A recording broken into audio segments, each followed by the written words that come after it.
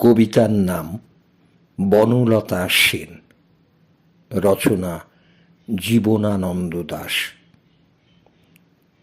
হাজার বছর ধরে আমি পথ হাঁটিতেছি পৃথিবীর পথে। সিংহল সমুদ্র থেকে নিশীথের অন্ধকারে মালয় সাগরে অনেক ঘুরেছি আমি। বিম্বিসার অশোকের ধূসর জগতে সেখানে ছিলাম আমি। আরো দূর অন্ধকারে বিদর্ভ নগরে আমি ক্লান্ত প্রাণ এক, চারিদিকে জীবনের সমুদ্র সফেন। আমারে দুদণ্ড শান্তি দিয়েছিল নাটোরের বনলতা সেন। চুল তার কবেকার অন্ধকার বিদিশার নিশা, মুখ তার শ্রাবস্তির কারুকার্য।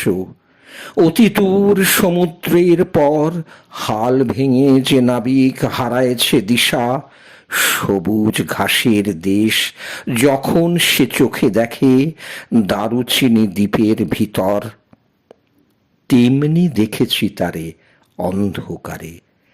বলেছে সে, এতদিন কোথায় ছিলেন? পাখির নীড়ের মতো চোখ তুলে নাটোরের বনলতা সেন। সমস্ত দিনের শেষে শিশিরের শব্দের মতো সন্ধ্যা আসে, ডানার রৌদ্রের গন্ধ মুছে ফেলে চিল। পৃথিবীর সব রং নিভে গেলে পাণ্ডুলিপি করে আয়োজন। তখন গল্পের তরে জোনাকির রঙে ঝিলমিল, সব পাখি ঘরে আসে, সব নদী ফুরায় জীবনের সব লেনদেন। থাকে শুধু অন্ধকার মুখোমুখি বসিবার বনলতা সেন। কবিতাটি যদি ভালো লাগে তাহলে লাইক, শেয়ার এবং সাবস্ক্রাইব করতে ভুলবেন না। ধন্যবাদ।